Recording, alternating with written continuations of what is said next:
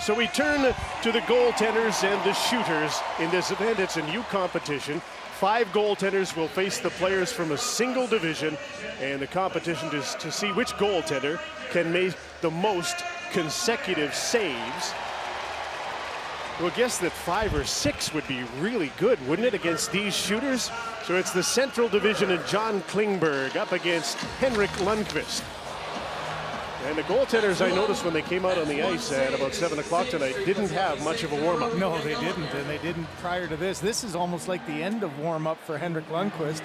That's part of his routine, is that his players come in and do a rapid-fire shootout. There's Brayden Schenn. That's 2 in a row for the King. Glenn, you tell me, when you've been sitting around, how difficult is it to dial it in right now and get your energy as a goaltender? While Lundqvist is about as competitive as you can ever have, I have never seen a goalie want to take breakaways in warm-up. I didn't want to take him at the end of practice. So if I was going to put my money on somebody, the competitiveness and the style for Lundqvist is a pretty good one. Nice. Hasn't given up one yet. 4 for 4. That's a pretty darn good start, isn't it? But this is hard for the goalies. Yeah. No shots, no warm-up. And all you're thinking is, don't blow a groin, don't pull a knee, don't put yourself in a bad spot. I think the shooters know that the goaltender is not really warm as well. You know, we always say for the teams that power plays are bad to start a period. You can see offensively the teams, wow, there's your first. The players haven't been all that sharp here early on either. So he gets to start another streak now. I was kind of expecting the players to kind of go back crazy with some different moves. There's no skin in the game for the forwards. Spinoramas and all kinds of neat things, but it's been... Every shooter from the Central Division gets a shot at Henrik Lundqvist, and the streak can't end on a save. It has to be a goal, so they would start over again after the captain is the last shooter. And here is PK, the last shooter on his team from the Central Division. Maybe you do something a little unique here, if anyone was to do so. He did. You called it. And so they have to keep shooting until this streak comes to an end. The latest streak. And they start right back at the beginning in the same order. And as soon as a goal is scored now, Henrik will be finished. Most of these guys, I wouldn't think Lundqvist has a book on. They don't play in his conference division. They're all new to him. I don't think Klingberg's had a breakaway on him ever. Now the guys are trying to get a little fancy. Well, they know he's warmed up now, so they're going after him. Here's a guy that he does know, though, from the Philadelphia days, is Brayden Schenn.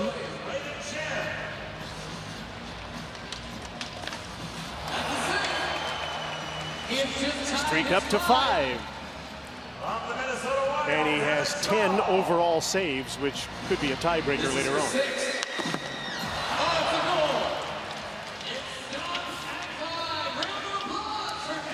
That's not bad, don't you think, Glenn? 5 in a row, it's hard to, you know, we've seen in games where you get to that 10th, 11th shooter, but often there's matching goals. And not often do you get a save all the way around. And all kinds of smiles for Lundqvist. You can read his mind. I'm done. The night is over for me. There's just too many good players out here. Next, it'll be Connor Hellebuck of the Winnipeg Jets. And he'll go against the Pacific Division, and watching it all from his place on the bench is Montreal Canadiens goaltender Carey Price, who joins us as he did last year. First off, how did you manage to elude this competition? I got some pull around here. Good veteran move. I know some guys who know some guys. What do you think of this new competition? It looked like Henrik was pretty tired when that one was finished. Yeah, well, he's probably one of the best at it. He's got great timing. That's one. Looks like he got a little bit of help from a couple of guys who are trying to do too much. Now, Carey, you probably have a book on almost every player, but is it difficult if you don't ever get a Doughty on a breakaway to know what he likes to do? Yeah, for sure. Even the guys that you kind of know their habits, you try not to lean towards them, because you don't want to look foolish when you start start guessing on what they're doing. Is the key not to bite on any kind of a quick move? Like just be as patient as you can? Yeah, for sure. You're always taught as a kid to be patient. It's hard. It's hard in today's game because the players have such good stick handling capabilities. What do you find more difficult? A guy coming in with speed or that change of speed? It's a bit of both. A lot of guys are good at doing both. Yeah. You just try and time yourself as best as possible and try and take up as much net as possible. And some guys are shooters. Some guys might make a move. Now, in the area of shootouts, is there a lot of video that goes on with you guys? Regards to knowing what guys like? Yeah, a little bit. Like you said, there's some guys that you don't see very often. Maybe they're good in practice, but in today's game, not very many games go to shootouts anymore. Who's the best, Carey, in your mind? Player? Yep. Sid's really good. He's got a real quick release. He's got good moves, good edges too. We were mentioning that Henrik Lundqvist finishes his warm-up on game days with some breakaways. Where do you practice it? We practice it in practice. We don't practice it very often, and it's a little. Usually do it at the end of practice, so it's a little bit different than a game because the ice conditions are different. Yeah, you've got some bad ice, don't you? Who's of your teammates? Who's the most difficult to stop? Paul Byron's been pretty good this year. He's got some speed. He's got pretty quick hands. So I got to ask you about that save you made against Tampa because we're here. The one on Ondrej Palat and Tyler Johnson, where you're channeling your inner Dominic Hasek? A little bit. I was pretty desperate at the time. Obviously I wound up in a pretty bad spot after a glove save and just played some street hockey after that. Yeah, amazing what the body will do when you're competitive and when you're desperate, right? Yeah. Pekka Rinne goes in goal next. He stretches, and Pekka will face the Metropolitan Division. Carey, what made you want to be a goaltender? What was the attraction? Was it the equipment? Was it the position? What made you say, I'm going to be a goalie?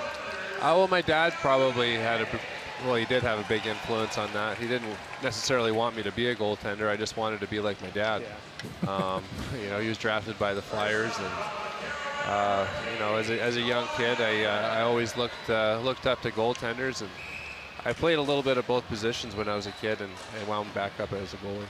What other position did you play when you played out? I was a defenseman. I think I thought I wanted to be Bobby Orr as a defenseman. I didn't play much defense. Of all the young kids you've seen and around your days of hockey, how many goaltenders have said that their parents maybe didn't necessarily want them to be goalies when you first talked about it? Oh, I'm sure there's probably a lot of parents that don't want their kids to be goalies. Pretty much all of them, Carey. I'm sure there's probably go to a sporting goods store. Look at the price of pads. I'm sure there's probably more parents that want their kids to be bull riders. You would probably do that too. Me, no, I'm too big to be a bull rider. Josh Bailey against Pekka Rinne. What a great story Pekka Rinne was. Second last pick in the 2004 draft. He was a backup goaltender to Nick Backstrom forever, never got to play. Finally, Nick got hurt.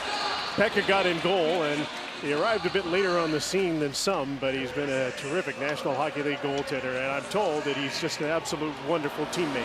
Yeah, he's a very good guy. I've got to meet him a few times and talk shop with him a little bit, and he's definitely a very gifted athlete for the size he is. Now, what about the other players, Carey? Is there anybody that stuck out here that you didn't know before this All-Star and you've got to know him a little bit and said, hey, this guy's pretty cool? A lot of these guys, I think a lot of hockey players get along pretty well. We all have obviously a common interest, and we're all pretty easygoing for the most part. You compare goaltender notes with the other guys, or is it too much of an individual sport or individual position in the sport? Yeah, we all have our own styles. As goaltenders, we like to talk equipment more than style, I think. Yeah. And that certainly has revolutionized since you started, hasn't it? Oh, for sure. VH skates and all kinds of... Yeah, the position itself has changed a lot over the years. Guys are really good at the butterfly position. You know, work around the posts have changed a lot. And the guys are getting bigger. Look how big that guy is. Yeah. How about this streak? Have you ever seen, have you had a shootout? I'm trying to think of all the long shootouts in the league. Usually there's a couple of traded goals. This is now 11 for 11. Yeah, this is the one that's going to end it. Here, watch. Oh, no. Tried to call one. Didn't work. Nice try, though. Yeah. So it goes to 12, and it's number 12, Josh Bailey of the New York Islanders against Pekka Rinne. Lucky 13. I think right now you just got to keep it simple and take a shot. 13 stops in a row. He's on fire. That's he what he fanned did. on Change up. A broken Change up. stick. Have you ever had that happen, Carey? Yeah. You expect a fastball and a knuckleball comes to you? Those are the hardest ones to stop. That's a great streak. That's going to be tough to beat. Yeah, that's going to be really tough to beat. Pekka Rinne of the Nashville Predators, 35-year-old goaltender on one of the great teams in the NHL, and he leads this new competition. Carey, I heard somehow you got the whole night off here. You're just relaxing and watching this. Enjoy the rest of the night, and thanks for spending some time with us. Thanks for having me. I'm going to enjoy the rest of my evening. Carey Price of the Montreal Canadiens, and Pekka gives way to one of the acrobats in goal. Carey talked about how goaltenders all have very different styles, and Marc-Andre Flurry is very unique. And Glenn, don't you think, as active as he still is, he's a much calmer goaltender now in his 30s than he ever was when he started out? Oh, there's no question. Yeah, absolutely. And for Flurry, too, I love this. This is a guy, talk about facing adversity. A couple playoff rounds, down 3-1, he lost them. He lost his starting job to a Thomas Vakoun who was 40 years old. And we did the playoff series where Murray took over, and you kind of felt bad for the guy because he was a Stanley Cup champ and had brought it there. And now, talk about bounce back, and here he is at the All-Star game with that Cinderella story of what's been so great in Las Vegas. And even his story within the story is fantastic. There's there you Marc-Andre go. Fleury at his best. He's a showman, isn't he? And I love, not often they see the faces of these goaltenders with those masks, but you always seem to be able to see those smiling teeth through the big smile in his mask. A two-pad stacking around the world, and a crossbar from Mike Green of the Detroit Red Wings. Mark got hurt early, as you probably know, had a concussion, was out and watched 4 other goaltenders play for the Vegas Golden Knights before he came back, and he's leading the way again with PK's brother Malcolm as his backup.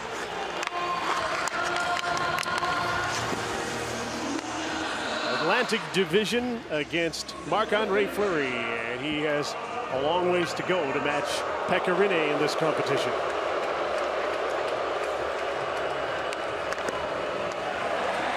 Stone Brad Marchand. And a little bit of a flare after, knocked the puck up in the air and batted it out of the play. Here's Erik Karlsson against Marc-Andre. The swashbuckler. And his streak is up to 5. You know, of all the things that the Vegas Golden Knights have done well, having a goaltender like that with that kind of personality and a really good teammate, I just think is such an important part of their success as well. Well, good chat with James Neal before the start of Skills, and he could not say enough great things about Las Vegas and the energy and the fact that they're all recognized. Wow, he really wants to stay there, doesn't he? And I mean, 2 posts. there's a guy who played in some pretty good markets. Pittsburgh, not a bad market. Nashville, you don't get much more fan frenzied than that. Dallas, when he was there, when he was getting started, is a great market. Buffalo's Jack Eichel.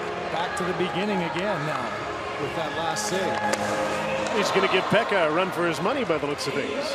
And, you know, to close it off with Neal, I mean, one of the great things he likes about Vegas is that the coach doesn't have a lot of video. Yeah. They hardly go to video. He thinks, this is great, no video. They're one of the teams that's not overcoached. Yes, they do their job and know what the other teams are like, but they roll 4 lines. They play fast, play against everybody. Oh, off the knob of the stick, too. Boy, we've seen the shots by the Tampa Bay Lightning. Kucherov, a slow one off the post. Stamkos off the bar, and then that one off the knob of the stick. A little more aggressive this time for both Mike Green and Flurry. And he's 2 away from Pekka. Yeah, he's digging in, isn't he, Glenn? These guys are competitive. They're not here because they're not competitive. Gonna come all this way. I might as well win 25 grand. There's a new shot. We see a lot of that this year, where off speed, off speed. Don't shoot it hard, just shoot it accurately. Austin wasn't quite as accurate as he wanted to be. Oh, the poke check. The lost art, Glenn.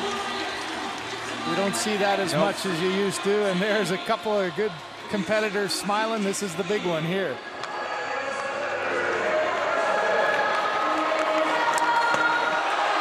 We have a new leader. And it's ongoing. I mean, this is remarkable. Absolutely remarkable. These are the best of the best. They've got enough tricks in their tool bag that they can do whatever they want. A lot of times you know where guys like to shoot, and they don't care. They'll beat you anyways. Yeah. We see that with Brock Besser. We see that with Austin Matthews. And that streak comes to an end, but we do have a new leader.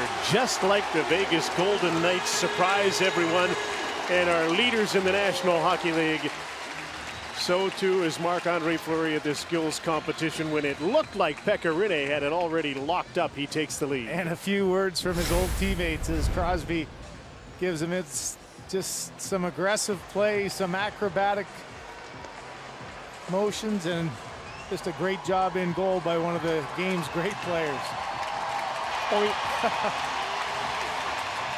The big cheer is for Aundre Vasilevsky, who is next after Marc-Andre Fleury, the Tampa Bay Lightning goaltender who's been the best performer in goal all season long in the National Hockey League.